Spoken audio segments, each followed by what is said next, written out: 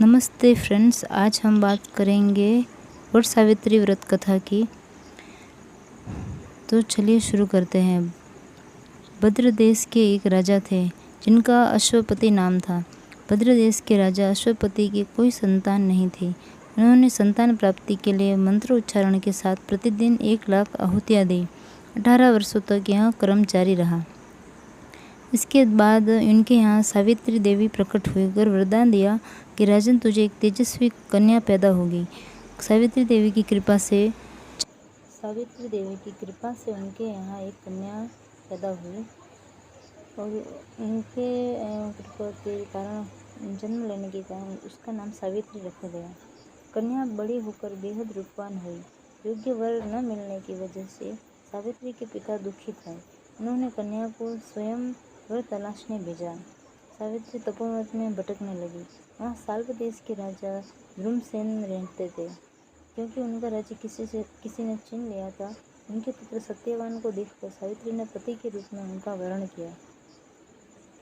ऋषिराज नारद को जब यह बात पता चली तो वह राजा अश्वपति के पास पहुँचे और कहा, हे राजन, यह क्या कर रहे हैं आप? सत्यवान गुणवान है, धर्मात्मा है और बलवान भी है, पर उसकी आयु बहुत छोटी है। वह अल्पायु है। 1 वर्ष बाद ही उसकी मृत्यु हो जाएगी। ऋषिराज नारद की बात सुनकर राजा अश्वपति घोर चिंता में डूब गए। सावित्री ने उनसे कारण पूछा तो राजा ने कहा, पुत्र, तुमने जिस राजकुमार को अपने वर के रूप में चुना है वह अल्पायु है। तुमको किसी और को अपने पति के रूप में चुनना होगा। इस पर सावित्री ने कहा, पिताजी, आर्य कन्याएं अपने पति का एक ही बार वरण करती हैं। राजा एक ही बार आज्ञा देता है और पंडित एक ही बार प्रतिज्ञा करते हैं और कन्यादान भी एक ही बार किया जाता है। सावित्री हठ करने लगी और बोली, मैं सत्यवान से ही विवाह करूंगी। राजा अश्वपति ने सावित्री का विवाह सत्यवान से कर दिया।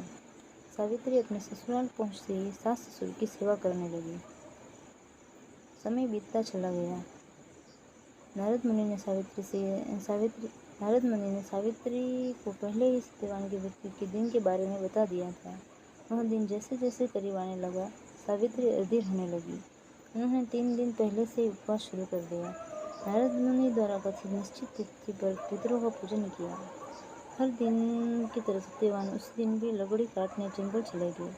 साथ में सावित्री भी गई। जंगल में पहुंचकर सत्यवान लकड़ी काटने के लिए एक पेड़ पर चढ़े। तभी उनके सिर में तेज दर्द होने लगा। दर्द से व्याकुल सत्यवान पेड़ से नीचे उतर गया। सावित्री अपना भविष्य समझ गई। उसने सत्यवान का सिर अपनी गोद में रखकर सावित्री सत्यवान का सिर सहलाने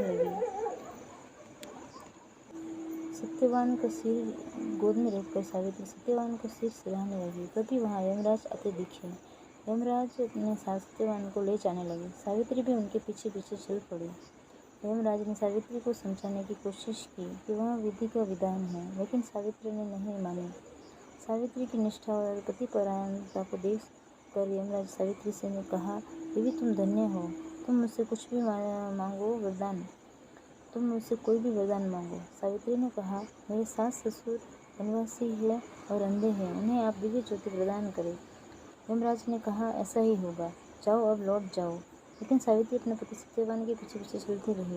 यमराज ने कहा, देवी, तुम वापस जाओ। सावित्री ने कहा, भगवान, मुझे अपने पतिदेव के पीछे पीछे चलने में कोई परेशानी नहीं है। पति के पीछे चलना मेरा कर्तव्य है। यह सुनकर उन्होंने फिर से उसे एक वर मांगने के लिए कहा। सावित्री बोली, हमारे ससुर का राज्य छीन गया है, उसे पुनः वापस दिला दो। यमराज ने सावित्री को यह वरदान भी दे दिया और कहा, अब तुम लौट जाओ। लेकिन सावित्री पीछे पीछे चलती रही। यमराज ने सावित्री को तीसरा वरदान मांगने को कहा। इस पर सावित्री ने 100 संतानों और सौभाग्य का वरदान मांगा। यमराज ने इसका वरदान भी सावित्री को दे दिया। सावित्री ने यमराज से कहा, हे प्रभु, मैं एक पतिव्रता नारी हूँ और आपने मुझे पुत्रवती होने का आशीर्वाद दिया है। ये सुनकर यमराज को सत्यवान के प्राण छोड़ने पड़े। यमराज अंतर्धान हो गए और सावित्री उसी वट वृक्ष के नीचे आ गई जहाँ पति का मृत शरीर पड़ा था। सत्यवान जीवंत हो गया और दोनों खुशी खुशी अपने राज्य की ओर चल पड़े। दोनों जब घर पहुँचे तो देखा कि माता पिता को दिव्य ज्योति प्राप्त हो गई। इस प्रकार सावित्री सत्यवान चिरकाल तक राज्य का सुख भोगते रहे। अतः पतिव्रता सावित्री के अनुरूप कि प्रथम अपने सास ससुर का उचित पूजन करने के साथ ही अन्य विधियों को प्रारंभ करें। इस प्रकार वट सावित्री व्रत कथा सुनने से भी उपवासक या वैवाहिक जीवन साथी की आयु पर किसी भी प्रकार का कोई संकट आया हो तो वो भी टल जाता है और पति की उम्र चिरायु होती है।